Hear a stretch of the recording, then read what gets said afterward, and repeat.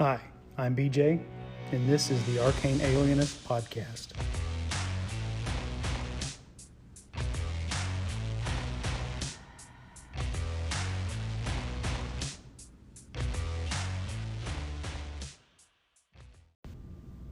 This is me from the future.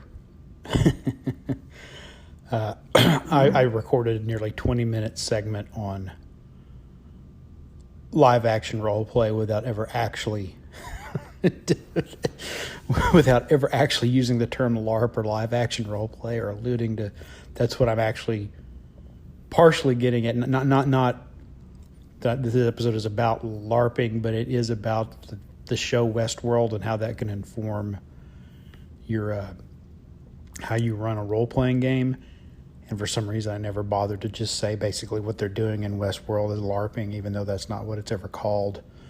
But I don't know how that eluded me. But so yeah, I want to acknowledge that that's what partially I'm talking about, particularly early on in the episode, but I failed to ever actually use the term for some weird reason. So my apology to anybody who listens out there who does LARPing or enjoys LARPing, that I forgot to give you a shout out there. So here it is from the future. Now on to the episode. This may not be a very long episode, but I wanted to lay down some thoughts I've had for a while, and finally getting around to putting them into a podcast. And this is about the HBO television series Westworld and how that can inform game masters in their world building and in their running of a campaign. If you haven't watched Westworld, it streams on HBO. You really should. Its fourth season is supposed to broadcast later this year. Of course, it's based on the 1973 movie starring Yul Brynner that was written by Michael Crichton. Some interesting things about that original movie. It had an actual live action performance as opposed to a voiceover performance by Alan Oppenheimer, who is kind of known as the voice of Skeletor in the original 1980s Masters of the Universe cartoon. It also has Majel Barrett, who was the wife of Gene Roddenberry, who and voiceover work was the voice of the Enterprise computer. And I think in both the original series and the Next Generation, and anytime you hear that distinct female voice, it's the voice of the computer in Star Trek. That up at least through the Next Generation and maybe even Deep Space Nine and Voyager, where it was Majel Barrett. She also played Deanna Troy's mother in the Next Generation, but also in the original series played Nurse Chapel. And in the pilot, she was the first officer. And then when they retooled the pilot and shot a new one, that the network kind of made Gene Roddenberry. It was his girlfriend. He made the first officer, but they were wanting a male first officer, I think, because she was a female, and so she got demoted from one of the three main characters to a recurring role as a supporting character. Anyway, that's beyond Westworld. That's kind of a tangent. Anyway, so the Westworld had a sequel movie, Future World, and a brief Beyond Westworld in 1980 television show that Michael Crichton did. So the new show though is kind of loose, based on the same concept. It doesn't have really any of the same characters as the original movie. But what's really cool about this new one on HBO, of course, it's got a really great cast, including Ed Harris and Anthony Hopkins, Jeffrey Wright, and of course Evan Rachel Wood is the main character, plays the main character. Who else has been had roles in there? Ben Barnes, and Jimmy Simmons. A lot of good, really good actors have had roles on the show. The cast changes a little bit in and out over the course of the three seasons. Tessa Thompson, who plays Valkyrie in the Marvel Universe, is on there. Tandy Newton. Anyway, just really, really good actors. It's a really well done show. And of course, like most science fiction that has to do with artificial intelligence, it delves really deeply into the question of at what point does an artificial intelligence become a sentient being with inherent rights? And which is what happens with the androids. I don't think I'm spoiling anything too much. That's the basic premise of the show, is that you've got this amusement park full of androids which are virtually indistinguishable from human beings, that the guests get to interact with, and it's basically a big what now we would call it, it's basically a live multi-user role-playing game, open world kind of thing, which is kind of interesting that Michael Crichton conceived of something like that in 1973. When we didn't even have video games as we know them right now, but he created this idea of this amusement park full of androids with artificial intelligence that you could interact with, and he wound up mapping out what ultimately is kind of what World of Warcraft and games like that are like now. Anyway, but in the HBO series, the current ongoing series, because it's a television series, they have much more time to delve into what's going on. The question becomes of, are the androids sentient? And when they are, does that mean they have certain rights? And how do you get people to recognize that? Or is this just a fluke of their programming? And then eventually we turn, you start to question, well, how do human beings have free will? I mean, if these androids are acting according to programming, well, aren't humans kind of programmed by our family and our community and our society and our culture? How much do we actually have free will? So it's a good, solid sci-fi delve into the nature of those sorts of questions, with really good writing, really good acting. But that's not what I want to talk about with D&D and other role-playing games. I just want to give the show its due, for the quality show it is, and kind of what the point of the show is. But it does, if you're into role-playing games, whether they're video games or tabletop role-playing games, you'll see some familiar tropes. I mentioned Ben Barnes, who is an actor who played, I think you might have seen him if you saw the second Chronicles of Narnia movie. He played Prince Caspian. If you watched the Netflix Punisher series, he plays Jigsaw. But in this movie, he plays a guy who's a regular visitor to the park during the first season, who's bringing his brother-in-law along for his first visit, which kind of parallels the original 73 movie. They're not the same characters, but it's that same concept of, hey, I go to this place all the time. I'm bringing my friend along with me to introduce him to what we do. But Ben Barnes' character is a murder hobo. He goes in, he kind of barely gets into character, only enough to interact with the androids, and he basically just does whatever twisted thing comes into his mind. He doesn't care about plot. He doesn't care about acting or exploring anything other deeper than his own, drinking and having sex with female androids and murdering, because he can get away with it. And so the question is this a bad person? Or is this a person who's just in a consequence-free environment and exercising and exploring some of those things we're not allowed to in society?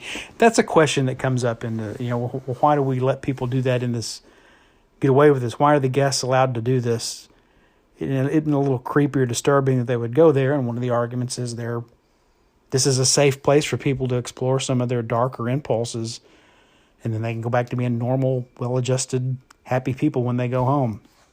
Do they? Do they not? I mean, well, some people wonder what the appeal of playing an evil character in Dungeons and Dragons is. And we get into lots of safety tools talking about lines and veils and what is and isn't available at the table depending on the group and their tolerances and what kind of theme of the campaign you're going to run.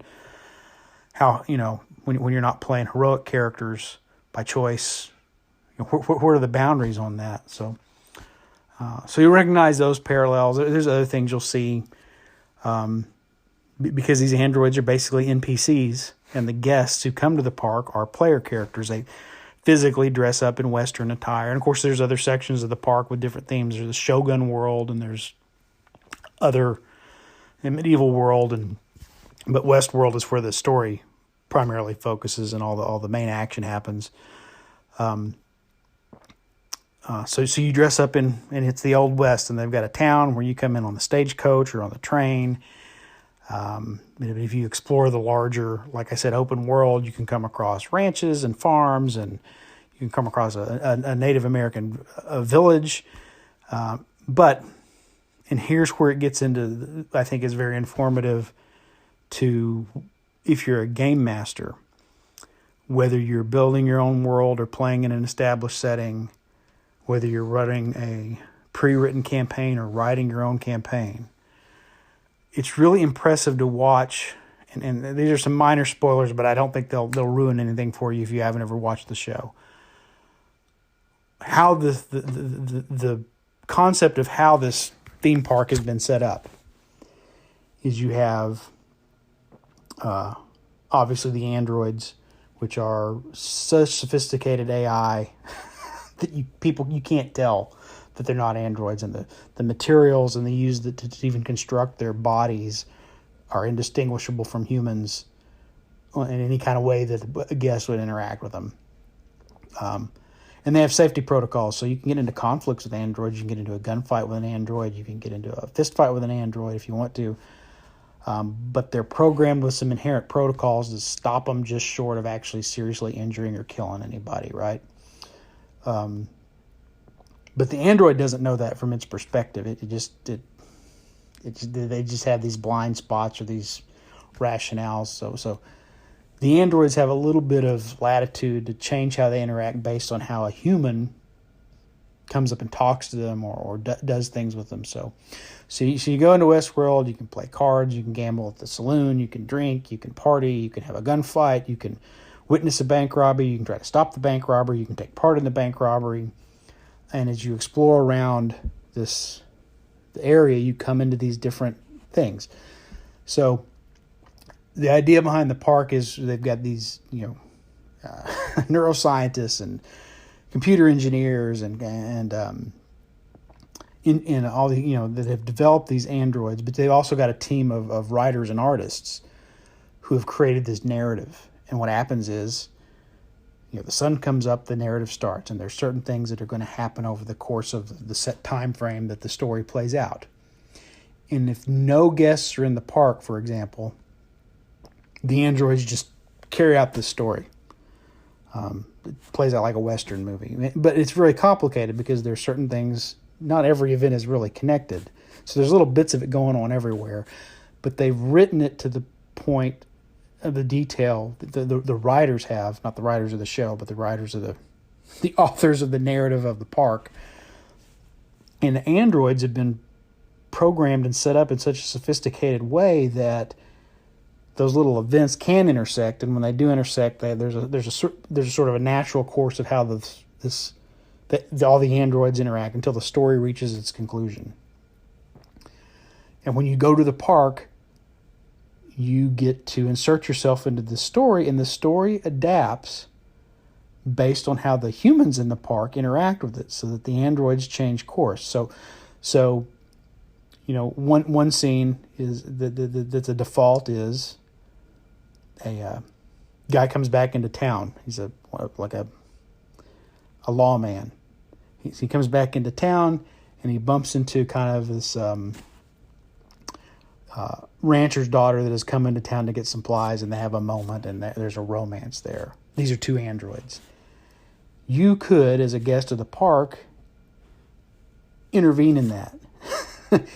You can interact with one of those androids and have your own moment, and the one that isn't part of that is going to pick up and move on and just go about what would have happened had they not had that particular meeting in the street outside of the general store. So what I'm getting at with this is that if you're a DM and you're going to run an adventure, it's a good idea to think about what is going to happen if the heroes just sit at home and do nothing. what's going to happen and what's the time frame that's going to play out over. And it's just like that idea of what happens in Westworld when there are no human guests in the park and the androids just carry out the narrative as it is by default. Okay? If you know that, then you can start thinking about, okay, well, now we introduce the player characters. They come in here, and it's completely up to the players what their characters do. If you know what is going to go on by default, then you as the GM can tweak what happens based on what the characters choose to do and what they choose to engage with. Do they ignore a quest giver's plot hook? Well, if they do, what happens? If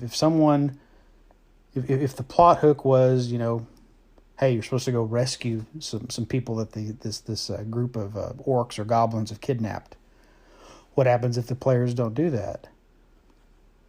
Will the players later find out perhaps that, now this group of raiders is now emboldened because they've gotten away with it once?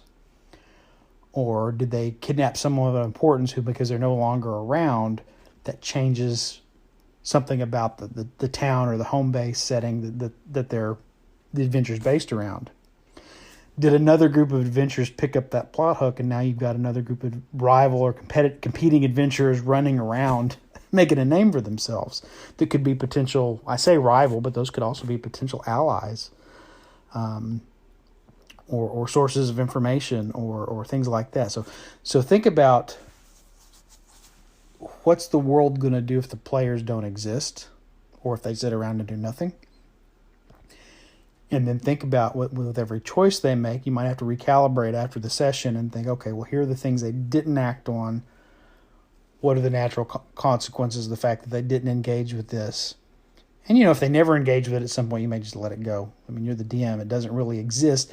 Nothing in your campaign setting or in your adventure exists until the players actually interact with it. Because up until that point, it's just theory in your head. So it's not that you can't adjust it.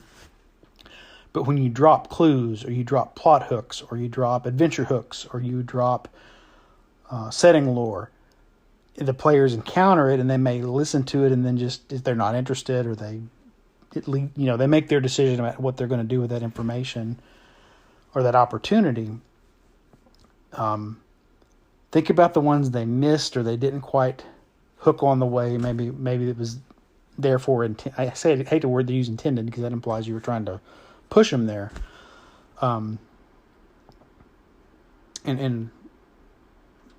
make a note of to yourself, okay, well, here's what would have happened over here because they intervened, and here's what happened over here because they didn't intervene.